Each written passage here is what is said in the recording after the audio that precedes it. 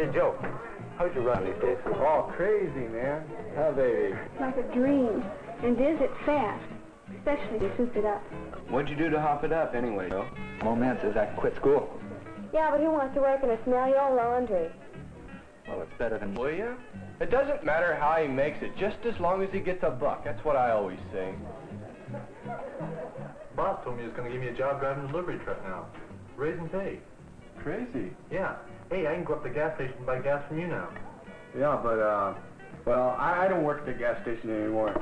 But I got a better job all lined up now, all set up. Having a baby. You bet he has. Joe Conklin is one. Mike here is another. High school dropouts, boys in men's jobs. Not good jobs, of course, but jobs with paychecks that can buy an old jalopy or pay for its gas, or cover the tab on a big Saturday night.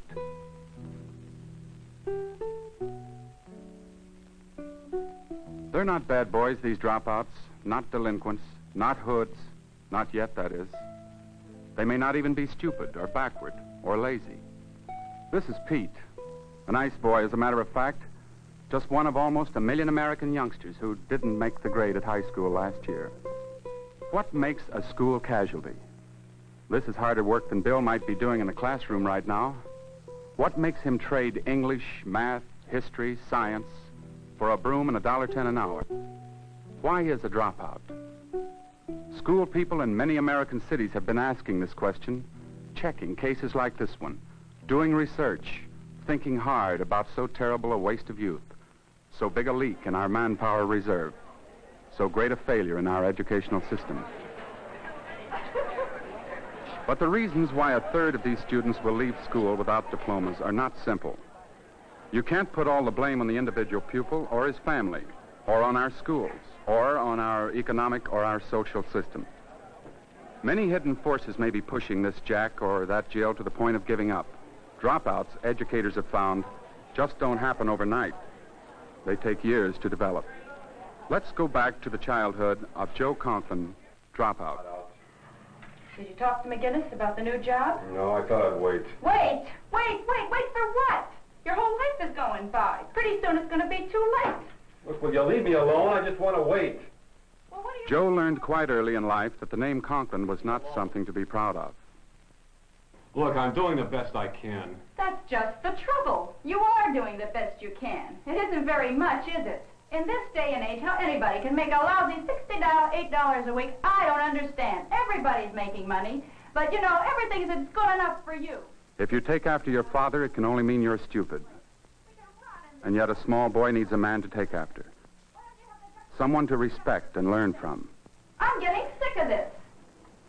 Are you through now? And the kids are beginning to take after you, too. What kind of an example are you setting for them? They aren't doing their work. They're getting behind in school. I had to go see Joe's teacher the other day. I'll get him to do his lessons. Not all dropouts come from homes as unhappy as Joe's, but most of them do have parents who feel they are economic and social failures, who never read a book, who consider school a necessary nuisance, a waste of time. He's just taking after his stupid, no-good father. Why don't you lay off me? I'm so stupid and you're so smart. You and your smart family, you got 2 brothers on relief. Even in those years, way back, Joe was in trouble in the classroom. He had a pretty good head for figures, but you can't be any good in arithmetic if you can't read the problem.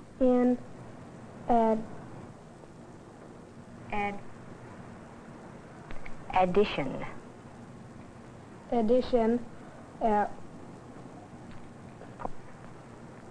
Point. Point C. A bridge. Bridge. 1/8 mile long. Long. Must be built. Built over a ravine.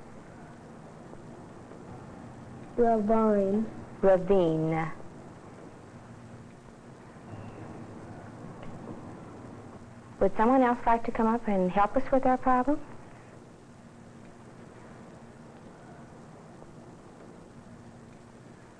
A teacher with 45 youngsters to handle just isn't able to spend enough time on a 5th grade boy who can't read. In addition, at Point C, a bridge an eighth of a mile long must be built over a ravine. The extra charge estimated by the subcontractor is $8,000. So by the age of 10, Joe was already starting to become a failure in terms of the school situation. He didn't like the kids who showed him up so easily. He didn't like teachers who seemed bent on making a fool of him. Not all his classmates were bright, but if they could read, they could get along. Many of them needed more help than they could get in the overcrowded classroom. Quite a few were working well below their intelligence levels. They all needed encouragement and higher standards to push them to their real learning potential. But there was no time for individual teaching. At least they could read. They had the key to the door of learning. But children like Joe just floundered in a sea of dancing letters that wouldn't shape themselves into words and sentences. If Joe had lived in another city, he might have found his way into a remedial reading class like this one. For many children have trouble translating the written word into sound and meaning. Today, most schools provide special help for such children. Most of us caught the knack of learning to read early and easily. We never think of reading as a complicated function of eye, ear, speech organs, brain, memory, and motivation. But for those who have trouble in any one of these areas, learning to read is a formidable process, a bitter, painful struggle. There must be some word wrong. What word is this? 4. It was late. 4. It was late. 4 starts with an F, doesn't it, Jim? This starts with a W-H. Like why or when. It was late. When? All right. When poor readers are helped, they not only improve in all their other subjects, but their attitude toward school and often to life is changed. The ability to read is a source of inner strength, a power that no one can take away. Long. Did you just know it, or did you figure it out? Well, no, not exactly. But you can tell the A is long because the E on the end. All right, then that's our rule book. But these youngsters need the help that can only come from a specially trained teacher who has the time that it takes to move over one hurdle after the other, who has the techniques and the patience that are required, who is given the opportunity to work with each child as an individual problem. Think of a word that starts with the same sound that you can spell. When Kate, do you remember this was the girl's name? Think of the word the letter that starts Kate. Broke the plate. Do you remember the word we used to illustrate the beginning of plate? Something you like to do? By the gate. Think of a word that starts with the same sound as gate. But such help takes planning and budget. Like 80% of our school dropouts, Joe, whose problem was never solved. There are other forces that influence a small boy's attitude towards school. Pressures in the outside world. There are wonderful things in this world, and if you happen to be poor, the things seem more important than they are.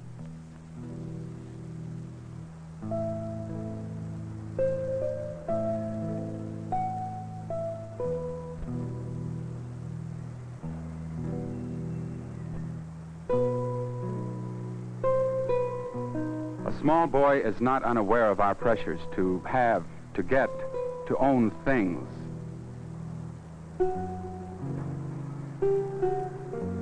In church, in newspapers, on television screens, juvenile delinquency and character breakdown are deplored. But on the street, in every town, we are hawking the tawdry wares of a spurious paradise. And no one is selling patience, hard work, higher values, let alone forbearance. But look, it's on sale, half price. You can't afford not to at least look at it. Well, all right. Let's go in.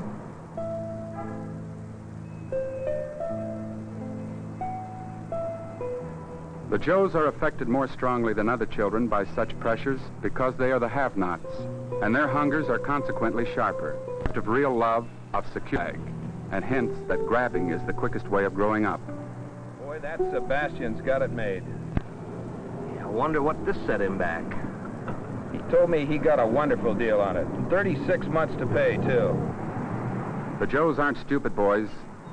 What's good for the goose can't be bad for the gosling. School, they say, is for kids. By the time Joe was 15, he was being kept in school by law. School to him was a battlefield, the scene of 100 lost campaigns. Was it any wonder he hated it, even then? He had no real friends, no interests in common with the youngsters who were winning their individual battles. He had no one to turn him around and guide him through the maze of his own confusion. Joe was alone and chose to spend much of his time alone. Hooky, we used to call it. Joe and his friends call it goofing off.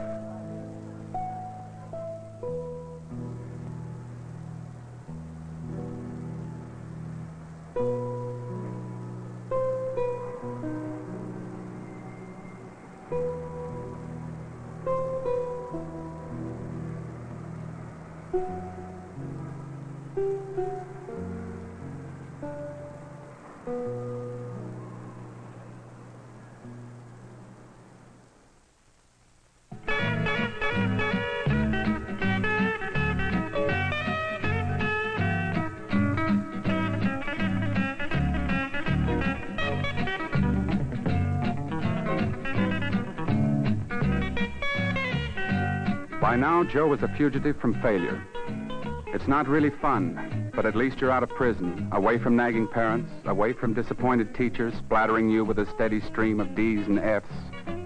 Who cares? Why worry about teachers? Life is short.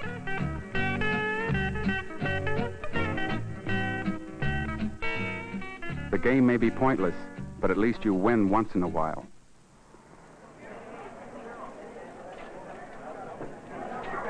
Some potential dropouts find a lifeline thrown to them by chance. Danny Knox was a contemporary of Joe, and like him, a youngster grade with no real links between him and school. He wasn't doing well in class, and he had no real reason for trying any harder. He, too, hated the whole setup. But then one day, at the suggestion of an attentive teacher, he decided to try out for...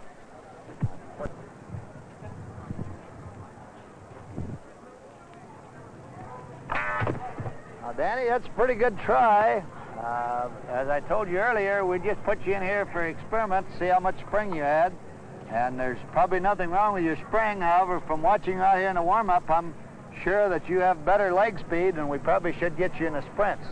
Before you go up today, we'd like to try you in a 100-yard dash. Okay.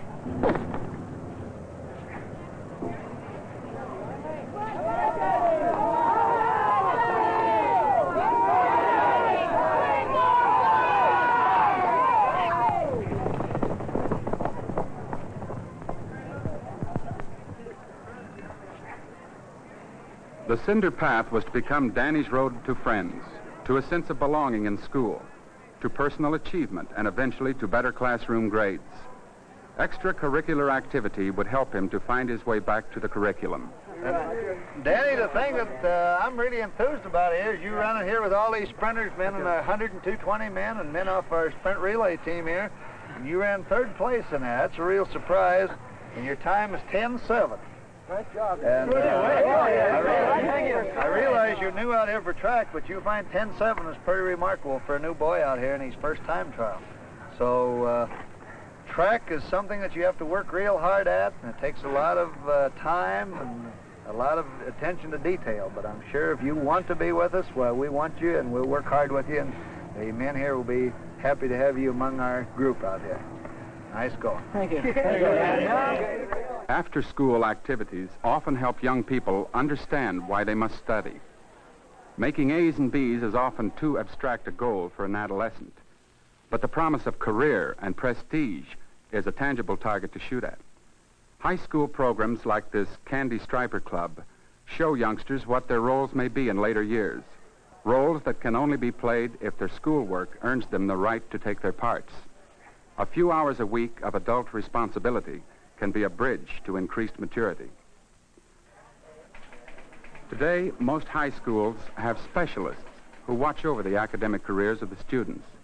School counseling, still grossly understaffed in most of our communities, is the best antidote to underachievement, the strongest deterrent to dropouts. The school counselor is trained to watch for danger signs and to help in an emergency. He sees the students as persons with individual problems. Going. No, pretty good. I was a little bit disturbed when I received this 6 weeks grade report. I thought you were going to pick up in English a little bit. What else to me? Pointless? Well, I think I'm going to quit school at the end of the semester. What seems to be the trouble? Oh, everything in general, I guess. Isn't your boyfriend graduating this semester? Yes, he might get a scholarship to state. Does this have something to do with your decision? Yes, but the main reason is my parents. Well, what seems to be the difficulty? I just want a little freedom. They just treat me like a child. I'm just tired of it. Everything I do, everything I say. My mother has to even come with me when I buy my clothes. Just seems like she doesn't even trust me. They tell me who I can go out with, what time I have to be in. I have to bring my friends to the house before I can go out with them or anything. It's just terrible. I feel like I'm in prison. Have you talked this over with Bob? Yes, I have. He isn't pushing me at all. Of course, he doesn't want me to quit. Well, what are you going to do? I'll get a job, any kind of a job. What could you do? Oh, I could get a job in the department store or a waitress, anything. Is that really the kind of job you want? Well, no, I'd like to be a secretary, but I realize that takes education and a high school diploma. Do you think you could make enough at these jobs to live as you are now? I think I could manage. Really? Of course you couldn't. You're really after independence. But I wonder if this is the way to go about it. You might wind up with less freedom than you have now. If you stay in school a little while longer, you'll be on the road to real independence. If it only means getting the kind of job you want. You know, I know you could get along with your parents if you really wanted to. Why don't you think it over a little while longer? Well, I don't think there's anything to think about it. I've made up my mind, and I don't like school, and I want to drop out. Like Joe, Linda is anxious to grow up. Now, not later. She feels that leaving school means leaving humiliation and childhood behind. The counselor who understands adolescents and respects them can very often help them to change their minds. But Joe reached the beginning of his 11th year in the school system without counseling, without any real ties to fellow students, without motivation for the hard work of overcoming his scholastic handicaps. That first day of the 11th grade was the day Joe Conklin went out into the world, dropped out into the world by the back door. Even then, he wasn't sure he was doing the right thing. Even youngsters who hate school have strong feelings holding them to the pattern of our system.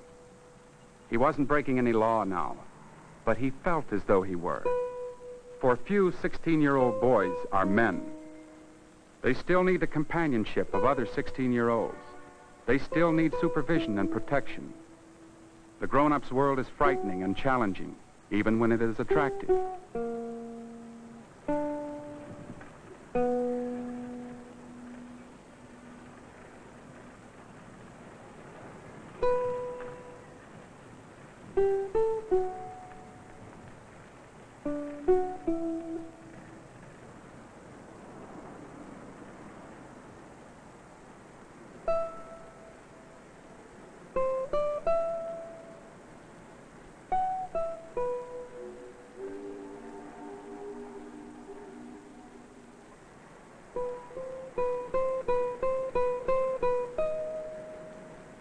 All day long, Joe struggled for a decision. He wandered and looked at the fascinating surface of the adult's world, wanting to get into it, wondering how. This was a day Joe would always remember. The day he started the endless task of trying to gain entrance into a strange world. without a passport.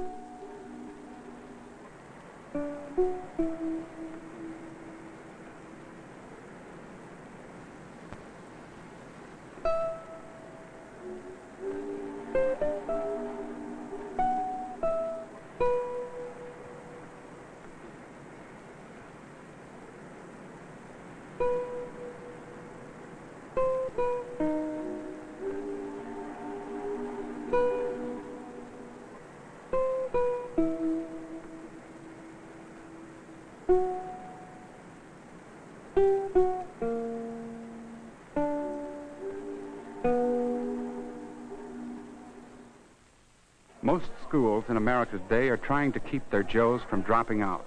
All surveys prove that without high school diplomas, the children of the age of automation are virtually doomed to a miserable life. Even the simplest opportunities that are open to young people demand a fair amount of academic achievement, and the schools are aware of the situation. One of the helpful steps that educators are taking is the expansion of curriculum to fit the needs of individual students.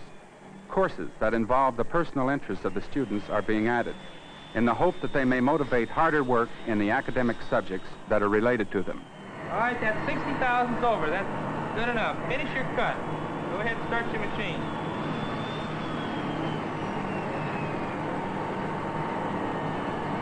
What is your 12? 35. And even if they fail to improve scholastically, many of them are gaining skills and self-confidence that will help them in the adult world. Some schools have organized programs of work experience education and have added a new specialist to the high school faculty. This man arranges part-time jobs for students who might otherwise become dropouts. He contacts local businessmen who can offer employment under approved conditions. But he is an educator, not an employment agent. If the student cannot learn on the job, it is not acceptable. He found this building operation, for instance. The electrical contractor was willing to take on a junior apprentice with the idea of breaking him into the craft while he finished his schoolwork. Gus works 4 hours a day at tasks that are constantly showing him why he must learn math, a subject that almost caused him to flunk out. Now that he deals with numbers and fractions in his calculations, the math doesn't seem so mysterious.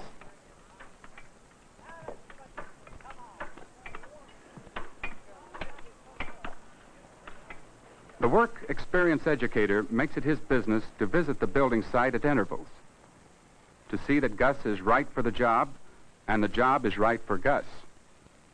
For Gus is still in school. He spends 4 hours a day in class under a special program that will enable him to graduate along with his proper grade.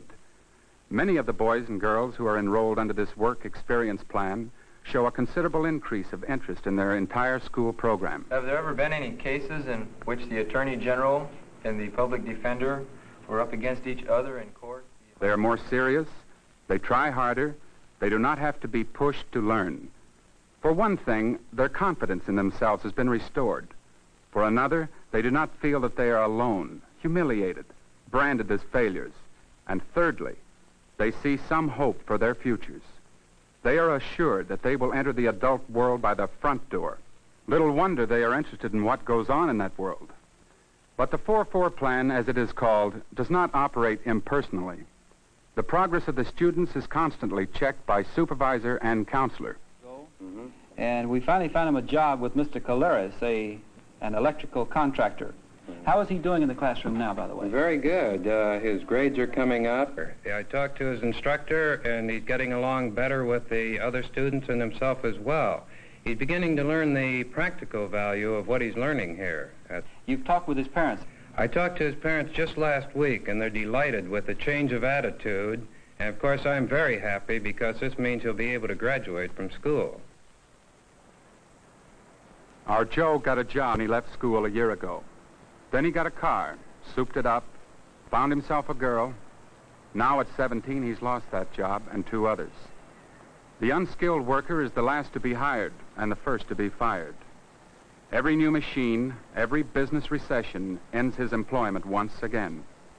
And so Joe will go on searching for jobs, seeking the way in, driving to nowhere.